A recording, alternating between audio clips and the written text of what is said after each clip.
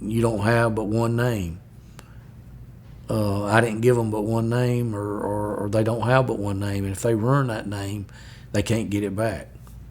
And that would be the main thing I'd want my children, my nephews, and any of my folks, or any young person that I would talk to, that somebody can have all the money in the world, but if they don't have a good name, they ain't got nothing.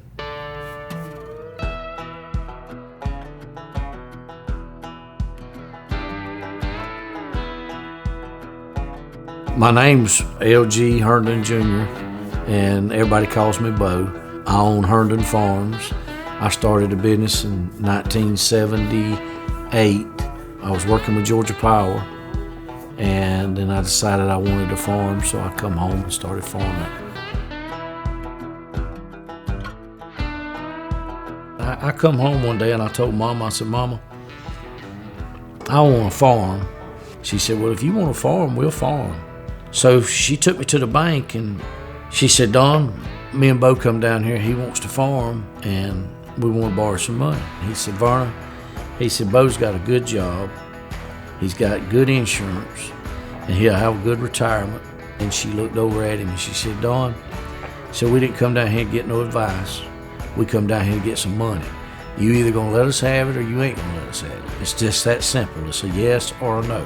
He said, Miss Varner, you gonna get what you want. Tell me what you want. That's how I got started farming.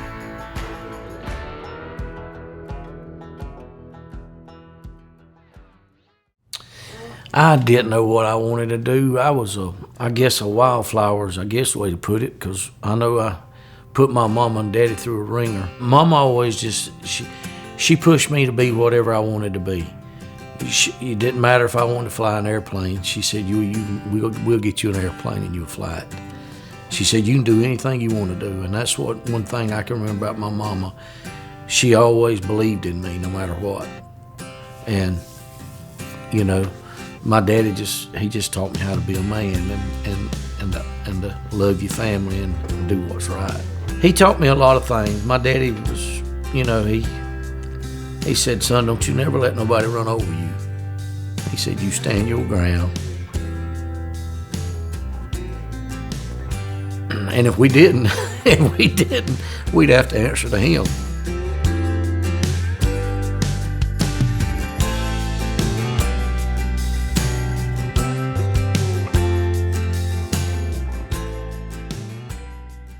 My sister had married into a family, and they were big farmers here in the county. As a matter of fact, they was renting our farm.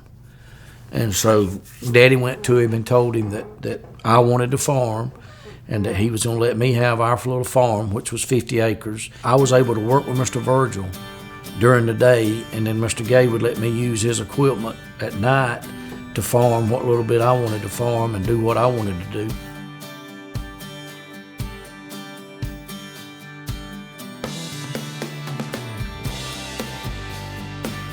We was very fortunate to live here in Toombs County. We had Piggly Wiggly Southern right here by us, was a chain store. I would go up there and I met the produce guy, which was Frank Fountain. I told him, I said, I want to grow greens for you, Mr. Frank. He said, Bo, you got a hydrocooler. I didn't even know what he was talking about. So I studied up that summer. I found out what a hydrocooler was, and I figured out how I could do it. Talking around and listening to other people, I learned how to cool the product.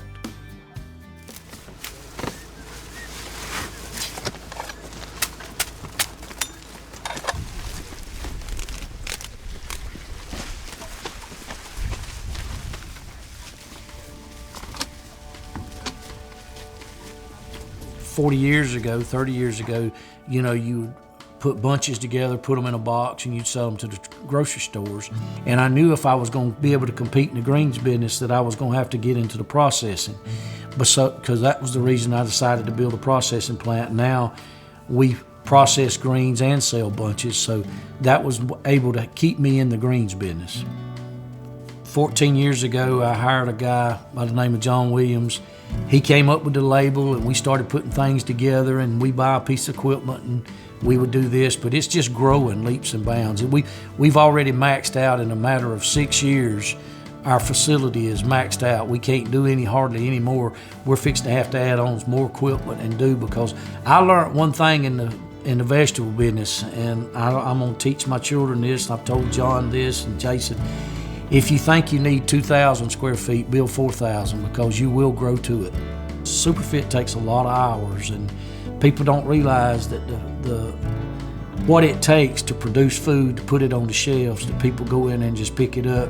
You know, a housewife or a husband goes in there and spends 30 minutes grocery shopping. Well, we spend our whole life getting this stuff ready to get it to the shelf. So most of your food, because now the wives are working, the men are working, it's taking 2 jobs to supply the family and take care of the family. So I think everything that you can put in a small package and go ahead and wash it and clean it, where the housewife or the husband, all they got to do is open it up and eat it.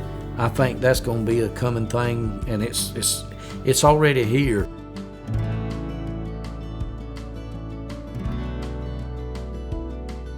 I think it's our job as farmers, and we need to do a better job of this, and I try to do this, is we need to teach the consumers where their food comes from. We need to teach them how their food gets on to the grocery stores and how it, gets on their plate. And the main thing I would want all the consumers to know about 99.5% of all farmers in the world eat everything they grow, and they care about what they grow, and we're not going to do anything to the land or the food that they eat, because our children and our families eat it, and we would want them to understand that we're doing everything humanly possible to have safe, good food grown in the United States. When you're farming, you got problem after problem after problem, but once in a while you're gonna have that big hump that's gonna all shine and the sun's gonna come out.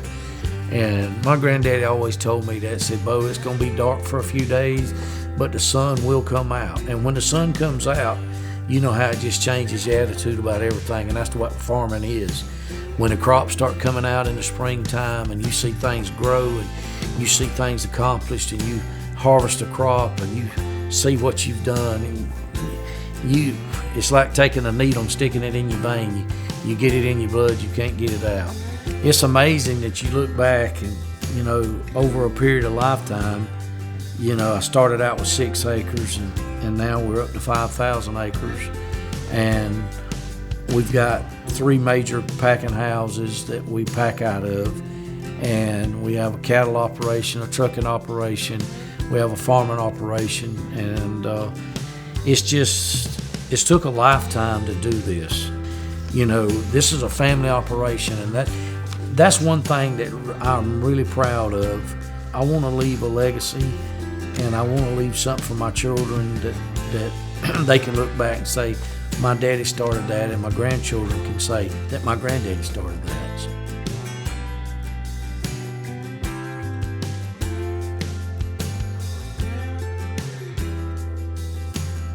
I started this farm from ground up, and my wife worked with me for 30 years in the office. But when I started this thing, that was my goal in life, was to build something that my kids could have and they would be proud of. And now I have 2 nephews that work with me, Jason and Wesley. Jason is the farm manager. He runs all the farming operation. Wesley has always done my irrigation and looked after the farm, and now with me talking about retiring in a few years, Jason will move into more of a role that I've been playing, and Wesley's going to move into a bigger role with the farm, and he's already doing that now. Jason is letting him do a lot of the farming and all that. It's just a family operation that I've got.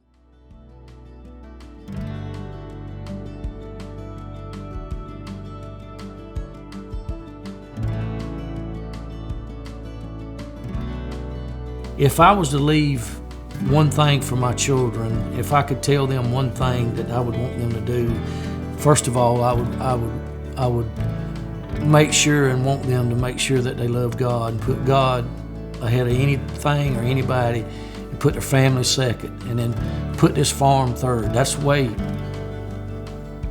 I've always tried to do it. When I started out, I had it backwards.